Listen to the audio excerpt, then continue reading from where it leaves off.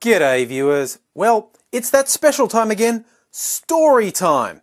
Now, for those who aren't familiar with the idea of story time, the difference between a story time video and the normal stories I tell in videos is the normal stories, they're true in the Hollywood sense, as in they're usually inspired by a true story. I experienced something or saw something and made an idea occur to me. I rarely make things up completely. But storytime videos are literally factually true. And the story I'm going to tell you today is the story of my worst ever injury. When I finish with this, a lot of people are going to go, that explains a lot. Shut up, you're mean. Now, I can't show you the scar from this injury because it's right on the crown of my head. It's covered with hair, so you wouldn't be able to see it. But way back when I was at school, I was in year 10, I was about 16 at the time, and we were having our little sports period at school. Now, we were actually doing trials for the school athletics carnival, and I was actually shit at any sort of sport my whole life, but we all had to do it, so who could throw a javelin and a discus and a shot put and all that sort of crap, and sprinting and distance running to see who was actually worth competing. And we were doing the discus trials, and I was hopeless, but there was like one guy who was worse, the class weed, who was a friend of mine, and when he threw, he could barely lift the discus up. I think it's like 2.5 kilograms, something like that. And he could barely lift it, and he goes, oof, and it went about, 2 meters at a 45-degree angle. Made me feel a bit macho. And he was a mate of mine, but I was taking the piss a bit, and I went and got a marking stick and said, hey, Grant, I'll have to mark that. That could be a record. We've got to keep a record of this one. And I went out there, and I had my back to everyone, and I'm sticking this stick in the ground. And yeah, I know some people are going to say this is karma. I deserved what happens next. And you might be able to guess what's coming next. But I'll tell you what I remember about the seconds before the discus hit me in the head. And I remember this really clearly. I heard the teacher's voice say, don't throw that. And then 2 or 3 of the blokes going, look out! And I was bent over, my face was down near the ground, putting this stick in. And I thought, wonder what they're talking about. And I was about to get up and I just started to raise my head. And the discus hit me. And in fact, it just glanced. It was just a really glancing blow off my head. But it felt like some bastard stood over me with a shovel and just banged it right down on the top of my head. And I went down so fast I didn't even have time to put my arms out. You know the way people often break their arms to try and stop a fall? I went down so fast I couldn't even do that. I just face planted into the ground. And I didn't lose consciousness at all. And the shock of the pain, like my head felt like it was exploding. But my head went numb straight away. Like I think I was straight into shock. And I had my hands up here like this, and I couldn't actually feel pain, but I knew something bad had happened, so I thought maybe I should be screaming. So I'm just face down on the ground, hands on my head, yelling at the top of my lungs. And if you've seen a few of my videos, you might be able to guess just how loud that is. Anyway, everyone runs over because I think they thought I was dead, except I was making a lot of noise for a dead person, and they wanted to see how bad the injury was. And a couple of guys grabbed my hands and tried to pull them away. But I'd actually locked my hands there. I had this death grip on my own head, like I was frightened my brains were going to come out. And it took a couple of really strong guys to pull my hands apart.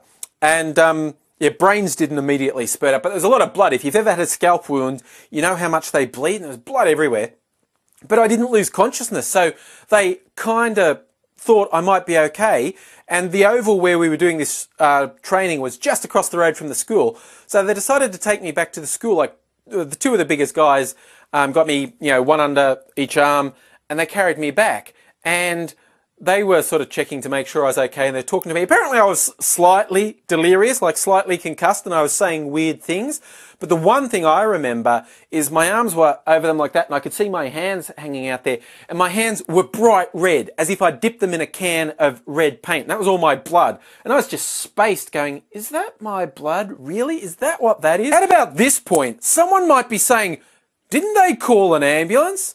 Yeah, you'd think, wouldn't you? No, at no point in this whole scenario did anyone ever call me an ambulance. So yeah, they just take me back to school, and we had a sick room in the library, and the librarian sort of stuck my head under a tap and was running water through it until most of the bleeding stopped and washed most of it out of me. My mum came and picked me up, and she drove me up to hospital like this whole time. And I think it's solely because I never lost consciousness.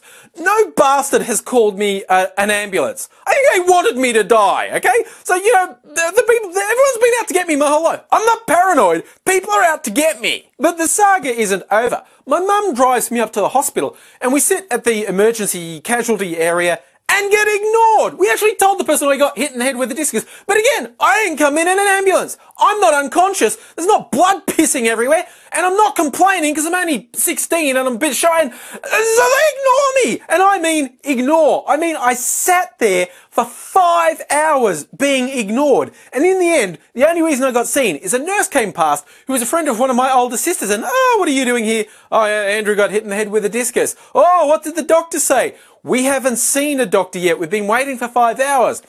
And she freaked. I think it's, you know, traumatic head injury made her freak. And she ran into where the doctor was, and the doctor shot out like 2 seconds later. I don't know what she said, but I guess the word malpractice was in there somewhere. And this doctor got out and rushed me to get some x-rays, and they're doing all these tests because now they're paranoid I was going to die on them. And it turns out, like, no skull fracture, no bleeding into my brain. Honest, really, I didn't suffer any brain damage. So now you know why I said this story is going to end up with people saying, oh, that explains a lot. But that isn't the end of the story. I got one more little bit to tell.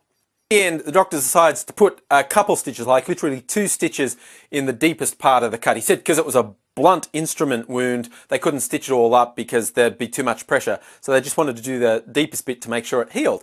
And 2 stitches. Now this was back in the day when nurses were trained in hospitals. These days they're trained in universities and do practical bits in hospitals. But they did all their teaching in hospitals back in the day. So doctor's got me all set up. He's about to start stitching. He's got 2 student nurses to watch what he's doing, and he's talking away behind my head. I've had a local anaesthetic, but I'm still awake, so I've still never been unconscious since I got whacked in the head. Doctor's behind me already, and he's talking to these 2 nurses as the anaesthetic takes hold of my head, and he's like pretending I'm not there. And he says to the nurses, so have you 2 actually done any suturing? And the nurses say, not on a live person. And the doctor says, well, would you like to try now?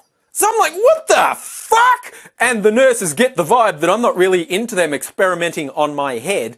And so they say, oh no, we'll watch. So I go, oh, great. I've got the proficient doctor, not the student nurses. Everything's okay. So he's busy around, he's stitching on my head, and he's giving a running commentary to the nurses while he's doing it. And he's saying, oh, now, I actually do stitches different to a lot of people. Most people do this not like this. I do this one where I go in, under, oh, I've buggered it up. So aside from a doctor with an appalling bedside manner, I lived. And I got through the whole thing. I mean, when I look back on it, I should have been killed. This really heavy metal and wood thing hit me in the head. If I had got up slightly higher, it would have like hit me in the base of the skull or the neck and killed me. If it had come in on an angle instead of dead flat, it would have just gone straight through my head. And none of these things happened. I got this 1,000,000 to 1 shot that I got hit and yet didn't even get seriously injured, let alone not dead. I wasn't even seriously injured. And not even any long-term effects. And shut up, no long-term effects. So that's the story of my worst injury. Kinda serious, but then kinda not at all. Feel free to come back with your injuries and show me what a wuss I am. Catch you later.